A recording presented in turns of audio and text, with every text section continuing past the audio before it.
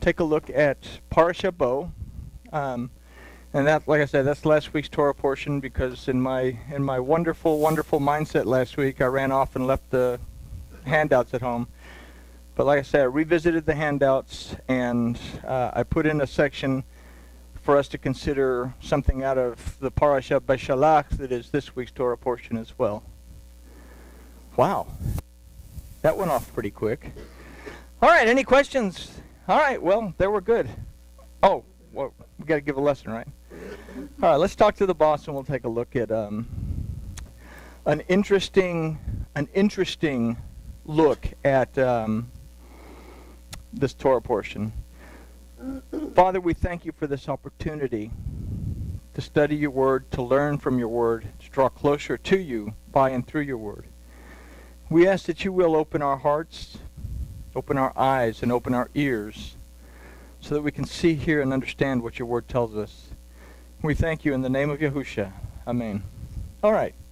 So Parsha Bo begins at Shemot chapter 10, verse 1.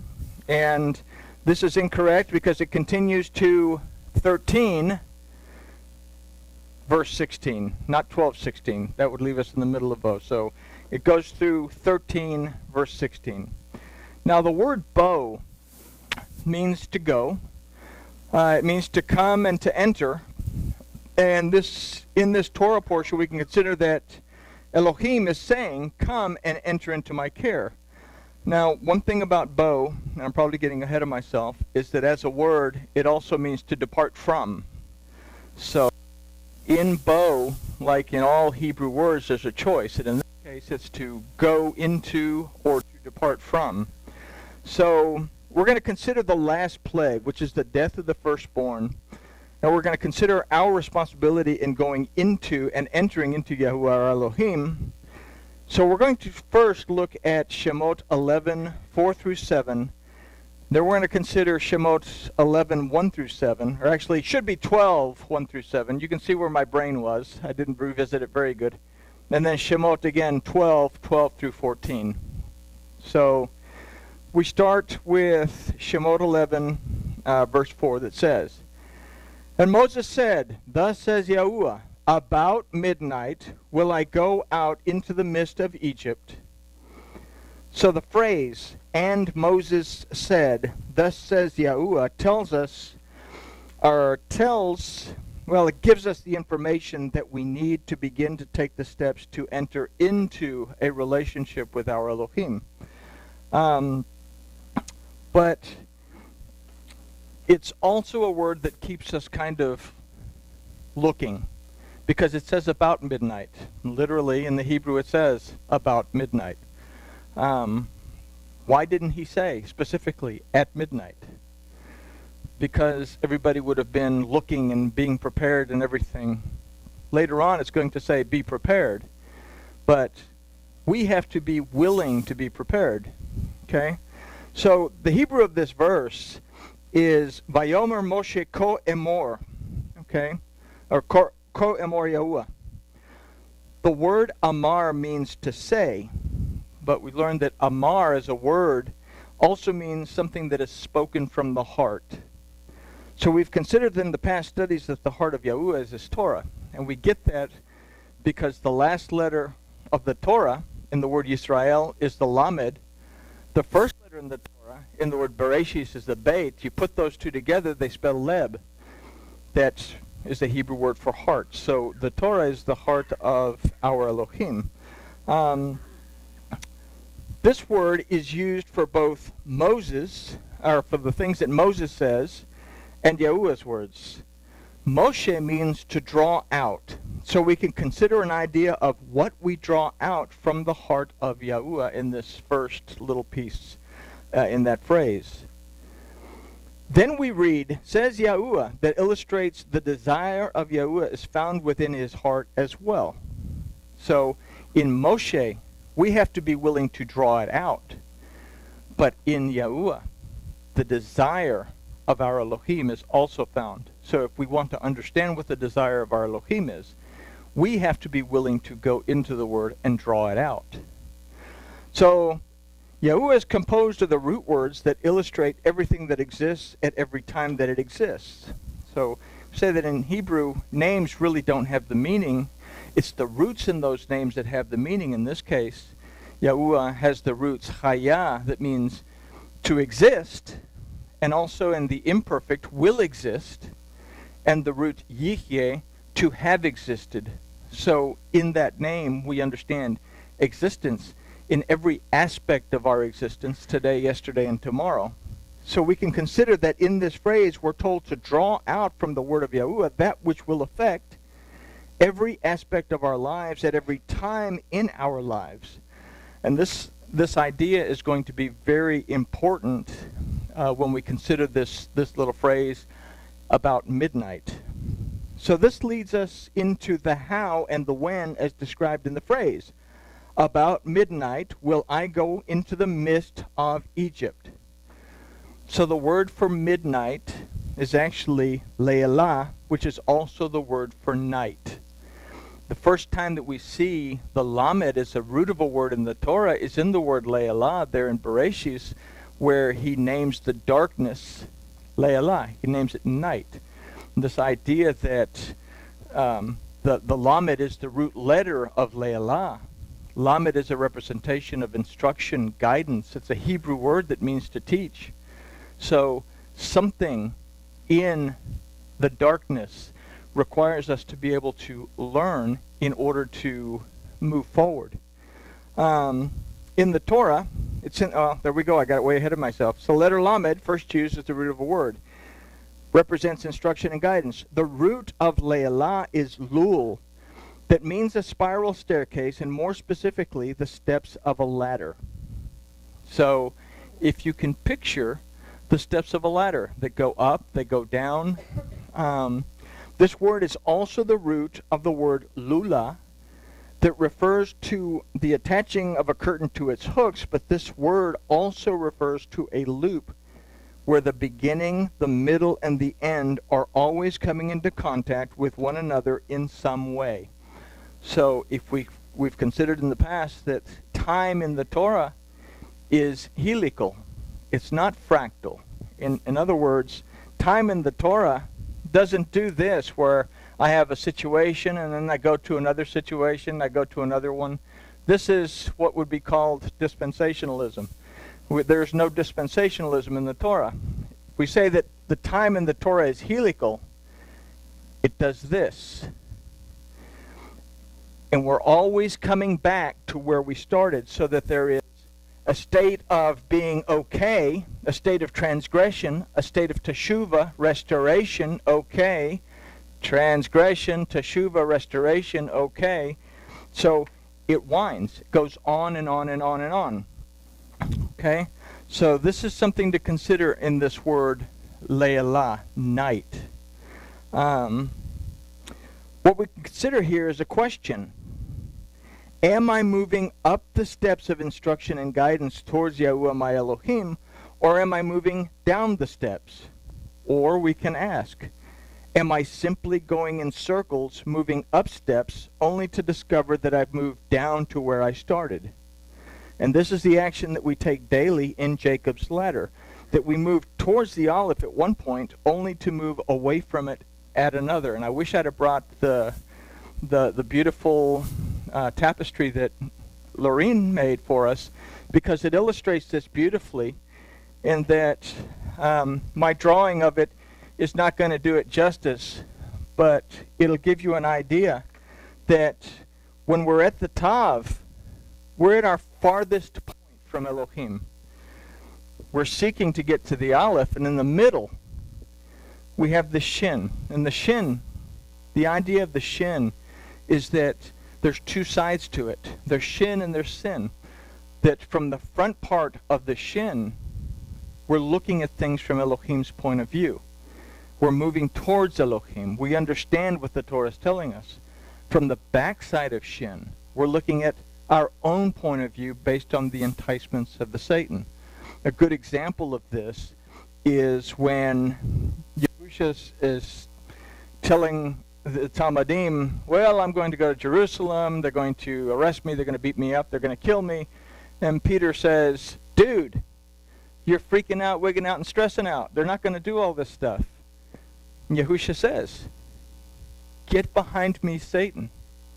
Because you're looking at things from your point of view, not from Elohim's point of view. He's saying, Peter, turn your shin around. You have to look at it from Elohim's point of view, not from your point of view. So we have stairs. And I can't do them as beautifully as Lorene did them, so I'm just going to do terrible stairs. Okay? These are more like ladders, chutes and ladders. Okay? That go up, but we oftentimes find them going down and then going up or going down. So we're constantly, well, that looks great. We're constantly making this choice in Shin. How often do we see things from our point of view? How often do we see things from our Elohim's point of view? If we're seeing them from Elohim's point of view, we're moving upwards to where we're in the presence of our Elohim. But as long as we're seeing them from our point of view, based on the enticements of the Satan doesn't attack us. He simply waves the things that we really, really want because our carnal selves just have to have it, and we begin to go backwards, back towards the Tav. So we can stay in a state of poverty, or spiritual poverty, or we can move up to being in the presence of our Elohim and depending on our Elohim to be there.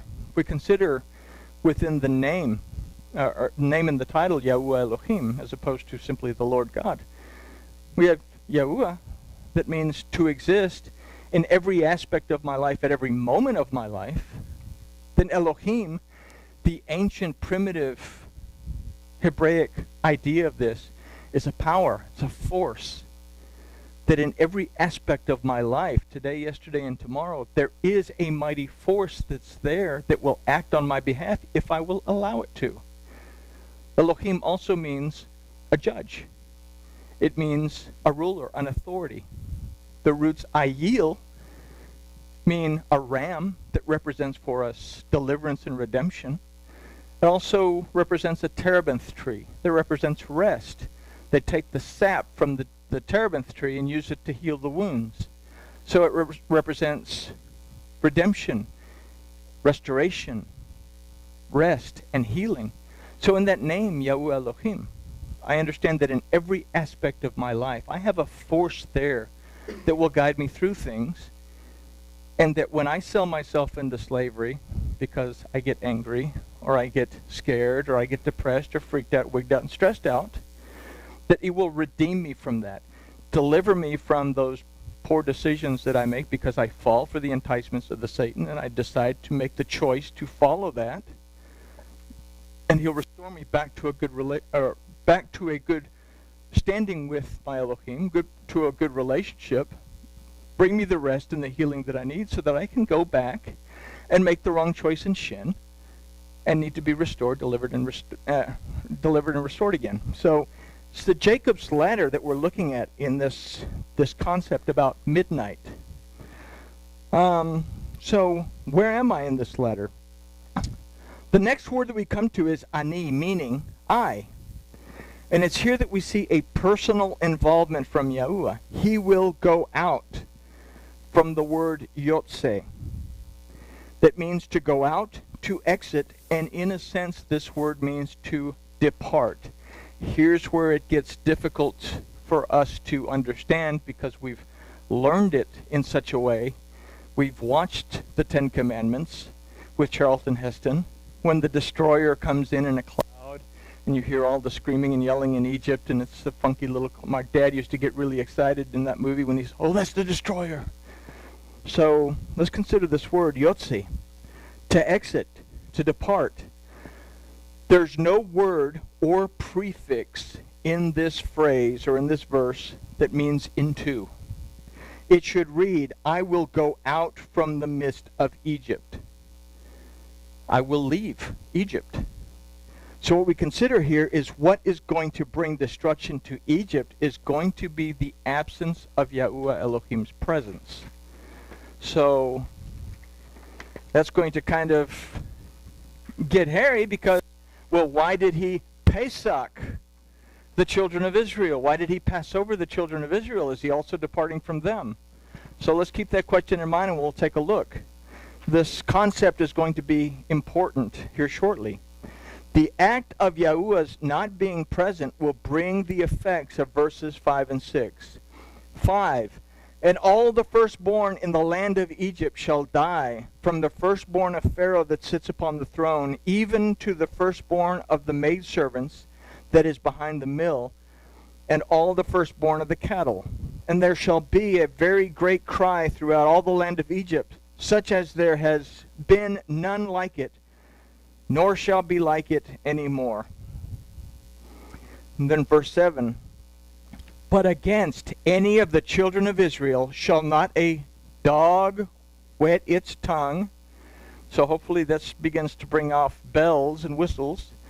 Against man or beast, that you may know that Yahuwah does put a difference between the Egyptians and Israel. So now there is a separation. The children of Israel went through the first 4 of the plagues.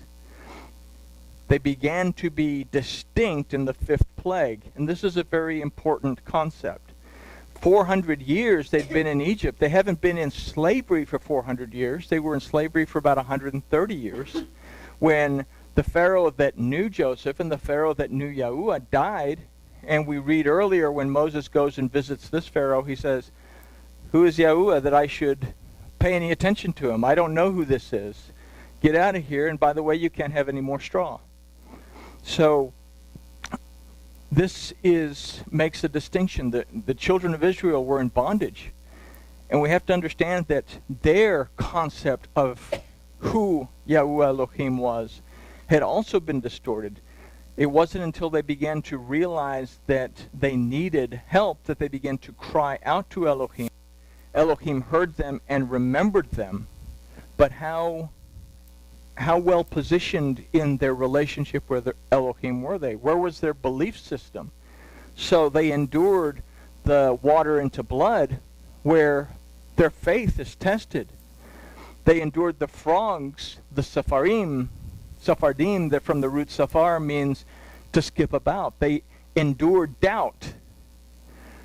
They endured the kanim, the gnats, the tiny bug, the kanim, that bites and attaches itself to you, that comes from the root kana, that means the root of a mighty tree, that their doubt made them see the small things as big things. And then finally, the swarm. There's no word for flies in the Torah, simply a swarm. This word means it was confusion. They went through all these things, but they grew closer to Elohim along the way, and finally they were willing to take care of their cattle and take care of their business so that this disease, this plague of disease, wouldn't come on them. So they went through the plagues as well so they could become reacquainted with their Elohim. So there is a difference between those who exist within Yahuwah and those who exist separated from Yahuwah, where he is no longer present.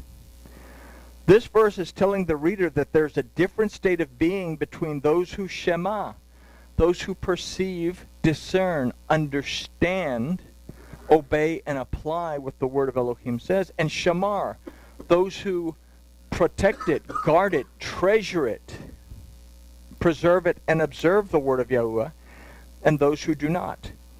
The phrase, "against any of the children of Israel shall not a dog wet its tongue," gives us a distinction found in Revelation 22:14 and 15. It says, "Blessed are they that do his commandments, that they may have the right to the tree of life, and may enter in through the gates into the city." Verse 15, "For outside are the dogs, the sorcerers, the whoremongers, the murderers, the idolaters, and whoever loves and makes a lie." So there's a distinction between those who are willing to move towards Yahuwah and those who are not willing to acknowledge his existence. So in this we can consider that there is a difference between the Egyptians and Israel in the eyes of Yahuwah, who is the mighty judge who has the authority to redeem, deliver, and restore. So let's move on to the next grouping of verses, beginning with Shemot 12:1, and we'll read through to verse 7. And Yahuwah spoke to Moses and Aaron in the land of Egypt, saying, This month shall be unto you the beginning of months. It shall be the first month of the year to you. Speak to all the congregation of Israel, saying, In the 10th day of this month they shall take to them every man a lamb according to their father's houses, a lamb for a household. And if the household be too little for a lamb, then shall he and his neighbor next to his house take one according to the number of the souls, according to everyone's eating. You shall make your count for the lamb. Your lamb shall be without blemish, a male of the first year. You shall take it from the sheep or from the goats. And you shall keep it until the 14th day of the same month. And the whole assembly of the congregation of Israel shall kill it at dusk. They're going to kill it at a time of the day when it's neither light or dark. It's a time of the day where visibility is not that great. And this is a very important factor if we look at the history that's going on here. Okay? So let's first consider, we have the Torah in Hebrew, but the Torah was also written in Aramaic, and it's called the Targum. In this case, it's called Onkelos. According to Onkelos, lambs were worshipped as deities in ancient Egypt and were cared for by the deity Osiris, who is often depicted a shepherd's goad. This is one reason that the Hebrews were an abomination to the Egyptians, because they should not be hurting the gods. They should not be in charge of dictating to the gods what they are to do. So the Hebrews were an abomination to the Egyptians because they violated their system of belief. Okay? So with this in mind, we can consider the risk involved in housing a lamb for 4 days and then not only killing it, but smearing its blood on the doorpost and the lintel of this house. In this act, we consider a test of faith for the children of Israel. First, in the housing of something that would bring a penalty of death if discovered. Okay? You could take care of it outside, but you could not bring it into your house and keep it, because that was not cool with the Egyptians. You were basically housing one of their deities, and you are not worthy to house their deity in your home if you're a slave. And then the idea of killing the lamb would also be a capital offense, as the Israelites were slaves and not the Egyptian nobility. The only people in Egypt who were allowed to eat the lamb were the Egyptian nobility, because they took in the power of the gods when they ate it.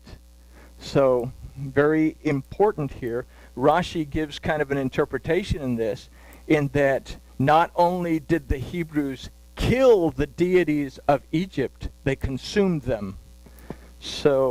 But this act illustrates that the children of Israel were indeed the true nobility of Egypt. They had to trust that Yahuwah would protect them. The killing of the lamb at dusk, which is ha'eravim, from the root letter ayin, illustrates for us the need to perceive, discern, and understand that Yahuwah is present before we move into the night, le'alah, before we face the stairs and the circles that we make in our lives. Ayin, the first time that we see ayin as a root of a word in the Torah, is in the word erev. And it's a word that comes right after the word le'alah. There was evening and there was morning the first day in that verse. That erev, the evening, with this root letter ayin, we have to be able to perceive, discern, and understand where we're going as we are walking towards these stairs that are in the darkness, so that we know how to make our way up, so that we don't end up looping back to where we started, is the kind of the idea here. The placing on the blood of the doorposts and the lintels, I always want to say lentils, it's an illustration of the letter het, in which we have to choose to yoke ourselves to Elohim in obedience to his word, or remain hidden behind a wall of sin, separated from him. This is one of the little things that we miss if we don't understand the meanings of the letters themselves within Hebrew. All Hebrew letters are composed of other Hebrew letters. In this case, the letter Het is composed of the Wav, the Vav, that represents the flesh, yoked to the Zion. It's a representation of the word of Elohim, the thing that brings protection, nourishment, rest to us. So they put it on the doorposts, and the lintel forms the Het. This little doohickey up here is called the chuppah, but it's also considered the yoke. So when we look at this, Het, the ancient Paleo-Hebrew, is a picture of a wall. Het, as a word, is one of the Hebrew words for sin. Comes from the root chata, that means to miss the mark, to stray off the path. You can't see where you're going if you're hidden behind a wall. You have to clear the wall out of the way and yoke yourself to a guide so that you can move forward. So this is what we're doing when we take and put our faith into our Elohim. We take that risk and we paint the blood on the doorpost and the lintel so that we make the right choice in this Het. So we can choose to yoke ourselves to Elohim through his word, or we can choose to continue to hide ourselves behind the wall and not see where we're going. And this is the choice that the Hebrews had to make before midnight. And again, Matthew 11:28 says, "Come to me, all of you who are freaked out, wigged out, and stressed out, and I will give you rest. Take my yoke upon you. My burden is easy, my labor is light." And then the Aramaic brings us clarity because it's kind of jumbled a little bit in the Greek. The Aramaic says, "And in my heart you will find rest for your souls." And if we understand that, then we understand that within the Torah, by yoking ourselves to our Elohim by and through his word, through his Yahusha, which is another word given for the Torah in the Tanakh, that we find our rest. So, this same concept is found in a verse from Parsha Beshalach. This Parsha, one of the things that happens is they're stuck between the Reed Sea and Pharaoh closing in on them. And they're all wigging out because, oh man, why did you take us out of Egypt so we could die in the wilderness and blah, blah, blah. So, and the children of Israel went into the midst of the sea upon dry ground, and the waters were a wall unto them on their right hand and on their left. So, these rabbinical commentators always have to make things more difficult than they are, so they split up this idea of they went into the midst of the sea, and then they were on dry ground. So their interpretation of this is that they literally jumped into the water, and they started walking in the water until they were almost neck deep in the water, and then the water spread open for them, and there was dry ground. They started moving immediately, but they had to have the faith to do it. They had to have the faith to believe. They had to have the faith to believe that Elohim would protect them if they took a lamb and hid it in their house and then killed it and then ate it.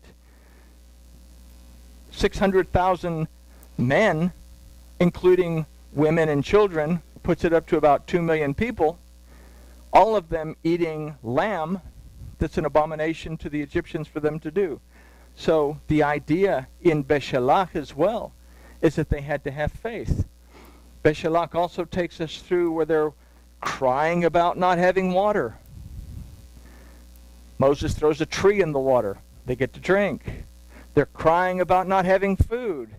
Elohim provides manna. They get to eat. But they're constantly complaining.